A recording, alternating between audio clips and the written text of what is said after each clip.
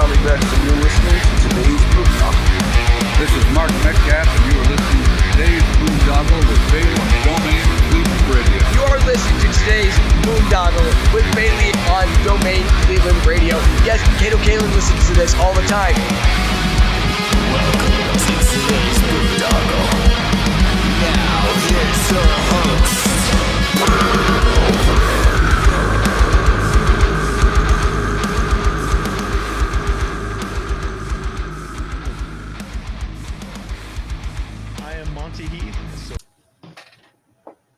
What's going on, everybody? It's Bill Bailey with today's Boondoggle, and I'm catching up with Mr. Corey James from the band Carbonstone. What's going on, man?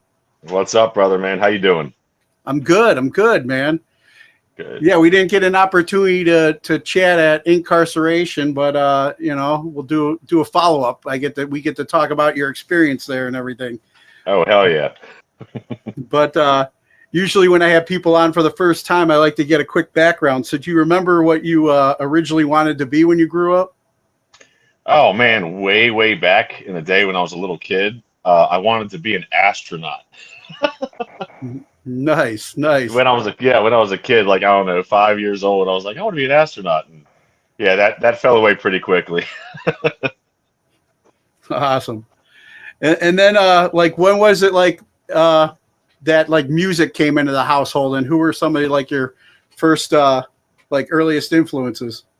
So I grew up a military brat, so we were constantly moving because my father had to keep shifting from base to base, and my mom was always playing the cassette tape Voodoo Lounge by the Rolling Stones in our minivan, and that was like my first real taste of rock music as a child.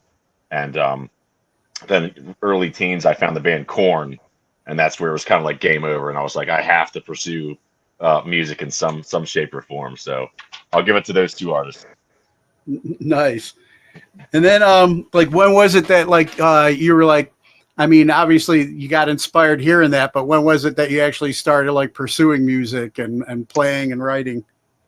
I think probably about 14 years old. I mean, literally as soon as I found the band Korn, I started trying to sing like up in my bedroom and kind of jumping around, and I saved up money and bought my first guitar, like little piece of shit $200 guitar. But I did guitar lessons for probably maybe a month and said, I'm gonna figure this out on my own, and I self-taught everything after that and was like, holy shit, I can actually kind of do this. So it's pretty wild. Nice. Yeah, I got as far as jamming on a tennis racket, and then that was it. Jamming on a tennis racket. There you go. and then, as you started like getting out and meeting like-minded people, what was like the music scene like in your area where you guys finally settled down at when you started playing? It was really slow. That was the really like kind of trudge moment of my life, was seeing this big picture of what I wanted and how I wanted this band to look, and then just going through all these people. Because let me tell you, as a musician, you'll meet so many people in your life that say, "Yeah, I'm all in," and and then you find out, a year down the road, no, they're not all in. They don't care about music as much as I do, and it's taken forever. And that's back when I was 14. I just turned 40, and I finally have like this amazing team of like-minded individuals finally as adults. To make this shit happen. Nice. Yeah, well, it's usually when it starts happening, man. As kids, it was just like, Yeah, just talking bullshit and all that. But the whole time I wasn't talking bullshit. And then what was did you what was the music scene like around your town? Like, who would you go out to see? And was there any like local support you'd go check out? And way back in the day, there was this thing our radio station 98 Rock Baltimore had called Noise in the Basement, and that's where a bunch of garage bands would go to the radio station on a Sunday night at 9:00 and have their tracks spun, and then the next night on Monday they'd play a show at this place called Fletcher's in Fells Point in Baltimore. And so we were always going out and checking out all these younger bands and seeing them, and of course us being young, they look a little larger than life up on a stage and stuff. So it was pretty cool. I have really fond memories of that stuff. Nice. And then, like, when did you started performing it with Carbonstone? Man, that was, I want to say 2005, I think, is when the band actually kind of finally came to be. So, we did some shows here and there, but we didn't really start to get super serious till I want to say 2010, and then really kind of started going down the gauntlet with all the shows and everything. So it's crazy how time flies, man. Oh yeah.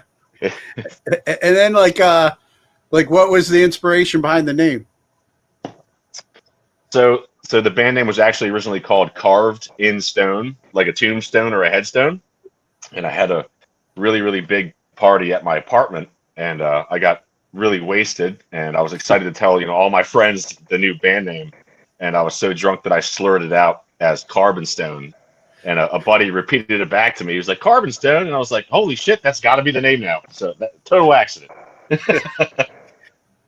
Nice. Yeah. Well, and you probably had a better chance of nailing down that band name, because I'm sure somewhere out there, if you would have Googled Carved in Stone, was probably, so maybe it was like, divine intervention, you getting drunk and slurring it, It happened. And the best part is the previous band name was Unspoken. How original was that? Exactly. So, crazy.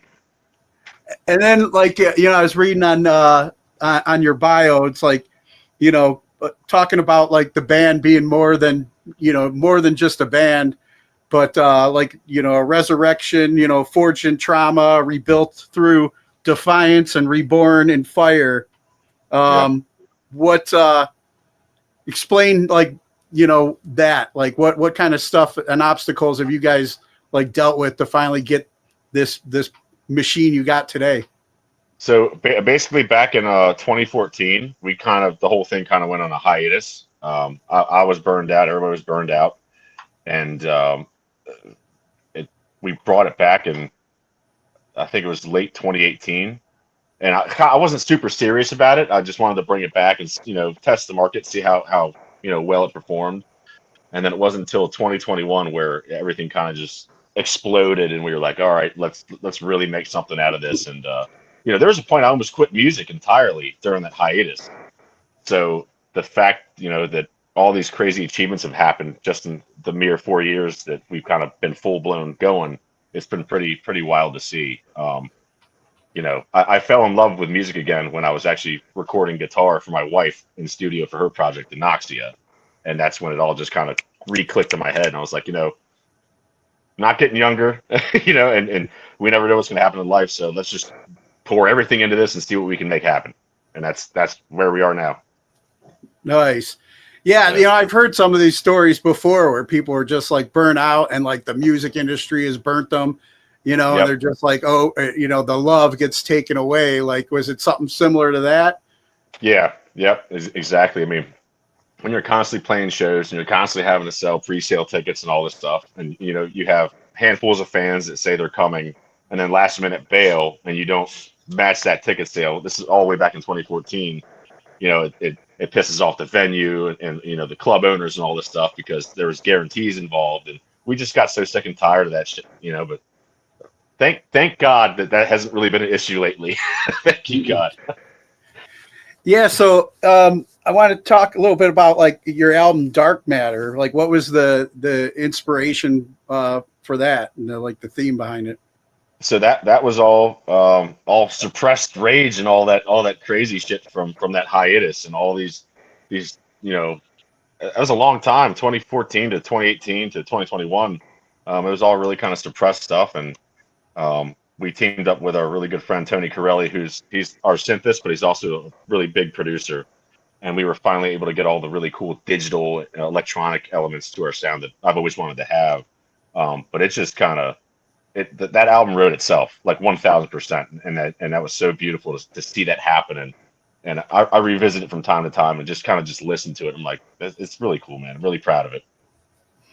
Yeah, I was going to ask you about like working with Tony, Deep End Studio. Like, what's that relationship with? And like you said, is that kind of like gave you the added ingredient that you were looking for to make the the meal complete, I guess, right? Yeah, perfect. Yeah, it's a really, really cool relationship. So I'll just write, the song, I'll get the vocals down, lyrics down, and I'll just take this really shitty scratch track that I have recorded on my phone, just me on guitar, and we'll let him listen to it, and then he'll start getting some ideas, and we just kind of bounce ideas back and forth, and then in one day we'll just record the entire song, and then maybe I have to come back like another week later to do the vocals, but the song's almost 90% done by the end of the day. Like we'll do 10-hour sessions. Well, that's right. There's a session this weekend. Shit. But it's a really cool relationship. Really cool he's an unofficial band member. If he, Yeah, that's what I was gonna say. Sounds like an extra band member there. yeah, if he wasn't so busy with his studio, he'd be playing all the shows with us as well. So we were blessed to have him with us at Inkcarceration Festival. Nice.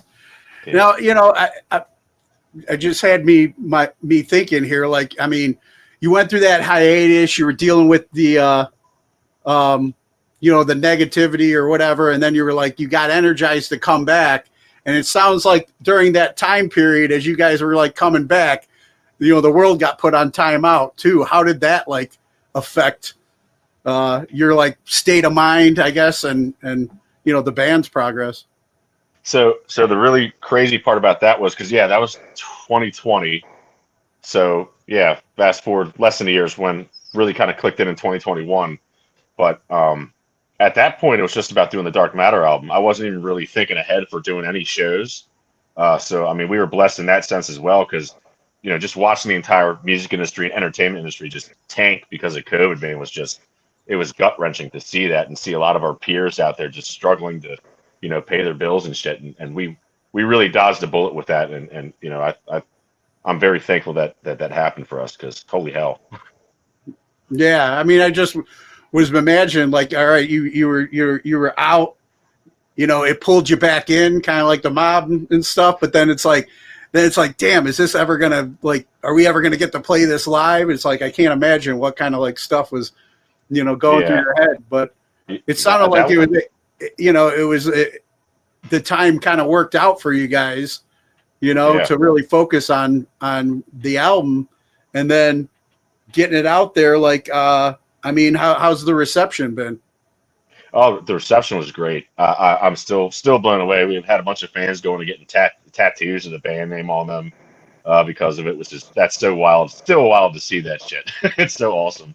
But still the major fan favorite off that album is AM Trauma. That's still the favorite track off that album. Still told that almost daily by people.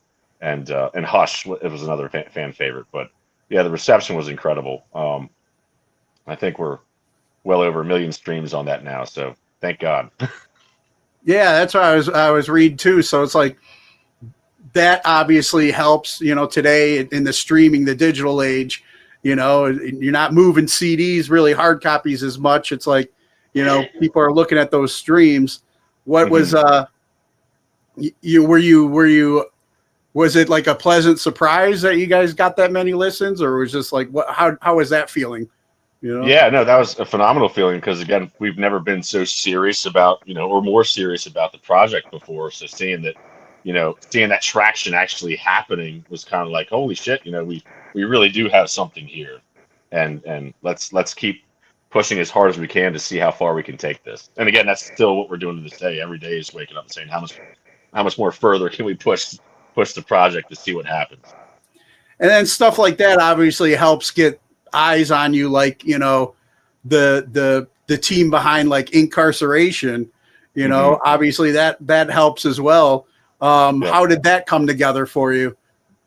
So Inkcarceration Festival, a very good friend of mine who actually works at the festival, he was able to get our name thrown in the hat, and fortunately they selected us to be a part of it. So and again, that was another huge blessing among a ton this year. So many cool things are happening for us this year. It's still wild to sit back and kind of process it all. You know what I mean? Like we just got done playing this big festival in Wisconsin on Friday. We just got home yesterday. It was 2,160 miles in 5 days. Wow. Yeah. And then like with like I go way back with Dan Jansen, who started Ink and everything. Like, Nice. who's like your friend that works with? Is he with Danny Wimmer's team, or is he with Dan? I think he's with Wimmer. He's with Wimmer. He actually does the side stage out there at Ink. Okay, cool. Yep. And so then you guys get called for that. Was that your first big festival? That's our first Danny Wimmer. That's our first Danny Wimmer ever. And we've been to Danny Wimmer festivals before in the past, which I've always been like, holy shit, it'd be amazing to get on that stage. So to finally actually have that have happen was really mind blowing. And so many people. Many people. Yeah. And it's like I always talk to bands that have been out and played, different festivals, and I always hear like nothing but good things on how they're treated at the Danny Wimmer festivals. Just like class act, man. I mean, they treated us so well. I was just shocked. It was just the catering and just being golf carted all over the festival grounds and stuff. And there was a situation where our set overlapped Spineshank's set, and I was supposed to get on stage with Spineshank for one of their songs. So they had a golf cart waiting for me right behind our stage. So as soon as we got done our set, I jumped in the golf cart with my wife, and they scooted us over to the main stage, and I jumped up there with Spineshank, like all in the same 10 minutes. So it was I mean, I got nothing but good things to say about Danny Wimmer festivals. Nothing but good things. Nice. That's awesome. Yeah, I see that you guys are getting ready to hit the road with Spineshank, and I'm pretty excited because a local friend of mine, Jason Hagar, just joined the group. Yes. Has been out playing with him and stuff. So how did your relationship with Spineshank come together? So it was last year, because we're currently working on a new album right now called The Absence of Self, and I reached out to Johnny about possibly doing a collab. And he actually responded to me, which I was like, holy shit. And he said, yeah, man, send me any track ideas and stuff. So I sent him over just the audio for Standoff, which is the most recent single with him. And he dug it. And he said, okay. And we ended up working out the collaboration with that. And I think it was like a month and a half later, my wife and I are on a plane flying all the way over to the West Coast to do more collabs with him in his studio. So that's literally how we became friends. It's fucking wild. Yeah, that's great, man. You don't know unless you ask, Yeah, so that's right. Throw it out there. It's just like, what's the worst that can happen? You get turned down, You get to know. Let's try. Yeah, exactly. And then have you got to talk with Jason at all or interact with him? We interact on social media a lot, Jason and I. I didn't really get to talk to him at Ink. I kind of gave him the arm bump while we were up on stage and all that together. But he seems like a really cool dude, man. I can't wait to actually get to really know him in a couple weeks. Yeah, he's a good dude for sure, and it's he's happy to see him back out there doing what he loves. Hell yeah, he's always smiling. He's always smiling in all the videos too. So. Yeah. I mean, he's like he's back home, Yeah. Yep. I mean, he's was doing tattoos and stuff like that. He's a great tattoo artist. But yeah, his first love is definitely being up there performing and playing and guitar. So excited for him, man. And then you're saying you guys are going to get ready and go on tour. But real quick, I wanted to ask you about the. I really like the name of the new album, Absence of Self. Like, what's the inspiration for that? It's just more fucked up. This album's actually going to be darker than Dark Matter was. So, if you could believe that, it's. And you didn't want to call it Darker Matter, so. Yeah, no. So the Absence of Self sounds even more darker, more intriguing. It's just about waking up in the morning, I guess, and looking at yourself in the mirror and not recognizing anything about yourself. It's kind of like going to be the concept for the full album. So it's already a really fucked up, idea to have right there. But, a lot of us struggle every day with mental health, and that's really going to be the main basis for this album. So yeah, I mean, that's kind of when you said that, that's what I was thinking of too. I'm like, I'm in recovery. I'm 16 years sober, and God bless you, man. Thanks. I try and work a program, and it's almost like the positive of like absence of self is like turning it around and be like, I got to be more selfless instead of selfish. You know, Amen. I learned that helping others helps me, you know, gets me out of my head and stuff like that, you know? So when you Absolutely. said that, that's why that really clicked for me. But yeah, I can relate to the mental health stuff too, man. I served, I'm retired military, and, you know, I still battle some of those demons every day, man. That's why I'm glad I work a program. I'm glad I, you know, got some tools and work with people, and music's, you know, healing for me. They're doing this podcast is therapy for me. So, Keep doing it, man. Keep fighting, dude. You got it. I love when, you know, artists hit on that subject, you know, and put out something for people out there that, you know, you're throwing a lifeline. You know, whatever you're pouring into this, as long as you're bringing a light to it, you know. And my hat's off to you guys, man. I look forward to hearing this as it comes along, you know. God bless you, man. Thank you very much. That's awesome. Thank you. And then, so like you said, you got a friendship with Johnny. How you guys got connected just throughout that? Took a chance and sent him the message, and you know he liked your stuff, and you guys really clicked. Yep. Like when's this tour get ready to kick off with you guys?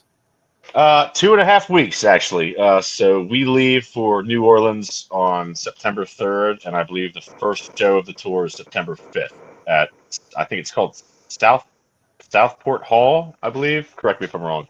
But yeah, way down south. I'm sure it's gonna be 1,000 fucking degrees.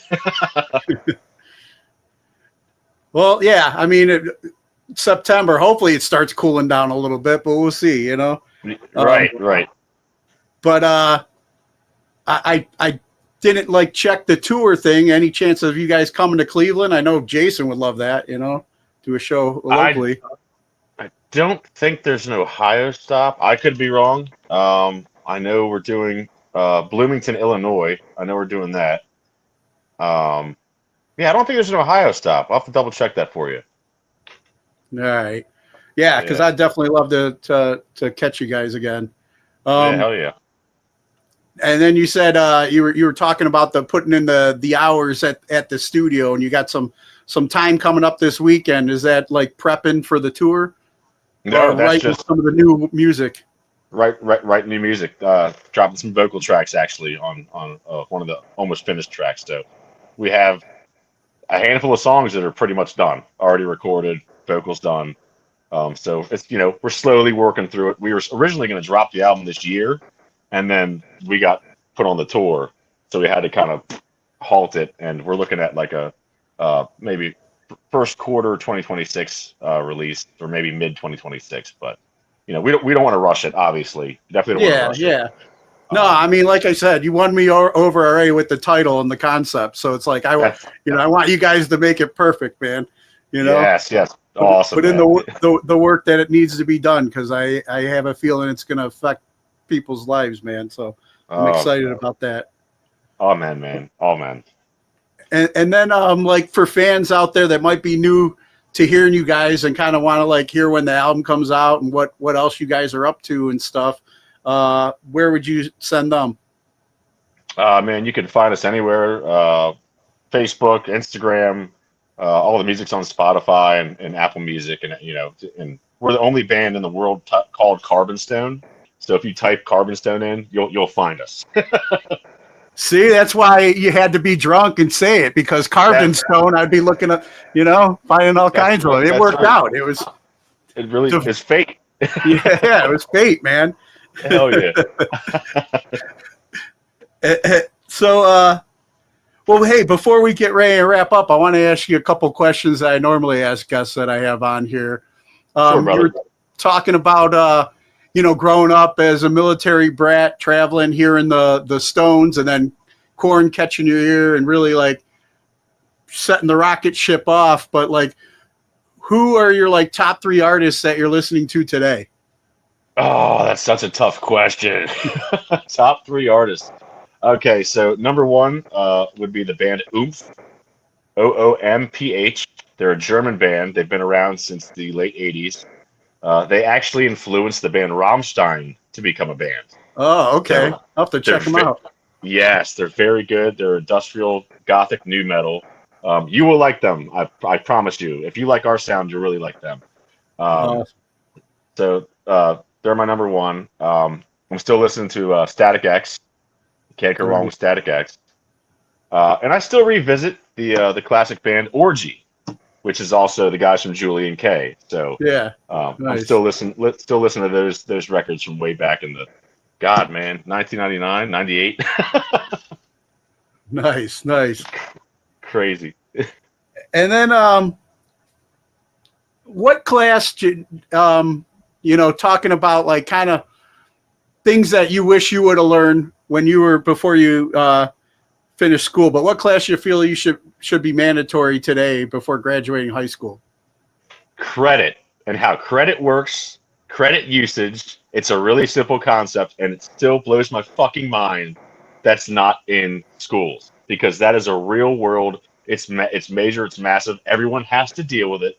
It's not something you can choose to deal with, and it needs to be in schools. It blows my mind, dude. So yes, anything involving credit usage, the no's, how's, the do's, the don'ts, that shit needs to be in schools.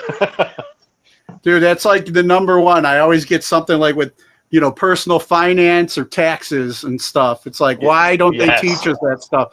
And I'm like, well, maybe it's by design. They like teach you to blow up your credit card, and spend a lot of money, but do they teach you how to like, budget and pay things off and actually grow wealth? No, Right, no, because the that's higher all ups kind of want us just spinning our wheels, It's fucked up. Yep. And then who are three people who've inspired you and you can credit for making you the person you are today? Oh man, inspired me that I want to give credit to for making me the person I am today. My wife, I'll give her a big number one. She's been. Yeah, you better, man. That couch would be uncomfortable at our age. That couch is uncomfortable at this age. That's right. Nah, man. So number one, my wife, because she's been through all this bullshit with me, man. It has not been easy. It's been crazy. She's got her own band. She's trying to run at the same time. So when you got two bands at the same time, it's like competing for airspace, and it sucks, because one has to kind of sit while the other one's kind of moving and stuff. So she definitely gets number one. And then I'd have to go with my mom and dad for the second and third spots, because I was some dumb kid saying I wanted to do rock and roll, and they both supported me my entire life, all the way up to this point. My dad is he'll be 74, and he still comes out to shows. He drove 6 hours to see us at Inkcarceration Festival, and then drove 6 hours back home the same day. That is awesome. Yeah. Wow, that's hardcore. So I got to ask now, like, what branch was he in? He was Army. He was Army Ranger. Okay. Well, yeah, that I can understand him still, making those commitments and driving. I was Navy, so I'm soft. I barely like driving an hour from Cleveland to incarceration. I got you, bro. Yeah, man. God bless him, man. Again, he'll be 74 next month. 74. So, but he can still run fucking circles around me. Awesome. Good stuff, man. Yeah. And then, like, are there any causes or organizations that you support and encourage others to check out? Anything out there that does deal with mental health or helping animals, anything like that. We support and we promote and want people to take advantage and follow anything regarding that, because it's so fucking important. It really is. We're all in this shit together, man. We're all in this fucking rock together, dude. And just the more kindness that happens, man, the better this place would be. It really would. So. Yeah, 100%, Yeah. man. I had a veteran on, and maybe you could hook me up with your dad, because I'm retired Navy, and Sure. I always interview veterans on here as well, and hear their stories and stuff.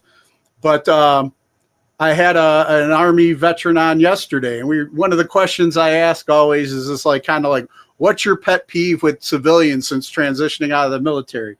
It's always something very similar with like accountability and discipline and stuff like that. But she said it in such a way, like, with that made it like giving them grace, and it got me rethinking, like, instead of like being bitter that, they are, maybe I'm supposed to be the example and show them, to bridge that gap, the culture difference, There you go. so they can better understand us. We can better understand them. And like you said, we're all in this together, man. We all got to come together, man. I served so everybody could have a seat at the table and say what they believe and, whatever they believe in, even if I don't agree with it, it's, I have the ability, like I have a bunch of friends that, as the past few years have been pretty crazy and divisive, and I see some stuff that some of my longtime friends post on social media, and I'm like, man, I didn't think they felt this way. That's pretty, that kind of bums me out, man. But then, I know I'm not going to win them over on social media. I'm smarter than that, I have the ability to scroll past, I don't unfriend. I don't damage a friendship that's been years long. I might hit unfollow if they get a little crazy on there, but it's like, I don't want to, we all have a right to whatever, as long as you're not hurting people, especially kids, I'm all for it. So she gave me another way to look at things. And like you said, man, we're all floating on this rock together, man. It's not spinning around us, Yeah, and we got to be reminded of that, Yep. But, humble pie, as my wife always says. Humble pie. yeah, exactly. And then I like asking this question. It takes people way back, but what was your favorite toy as a child? My favorite toy? Oh God!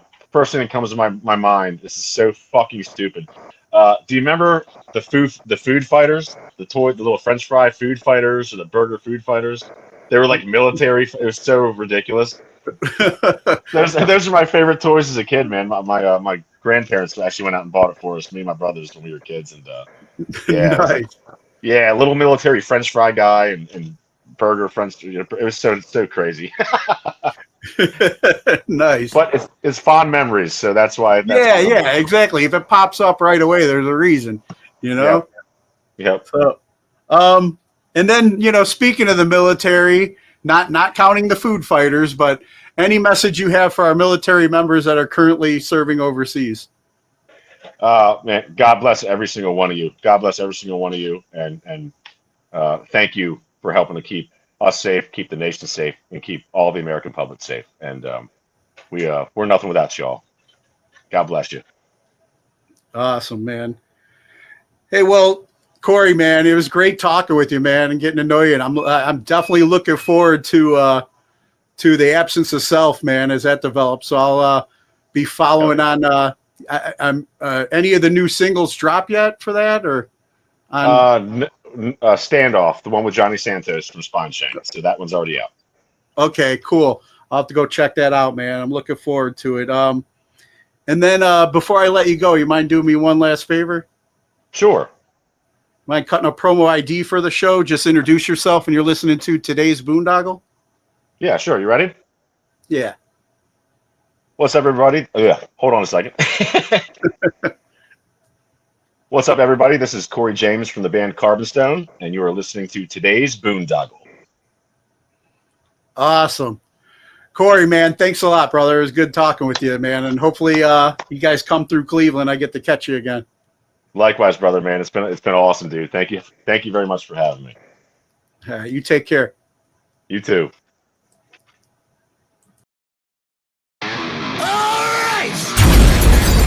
Listen up! Hold on to your seats! Grab your girls, grab your beers! Hey everybody, this is Charlie from Anthrax, and you are listening to today's Boondoggle. This is Mark Metcalf, and you are listening to today's Boondoggle with Bailey on Domain Cleveland Radio. You are listening to today's Boondoggle with Bailey on Domain Cleveland Radio. Yes, Kato Kalin listens to this all the time. Welcome to today's Boondoggle. Now here's your host.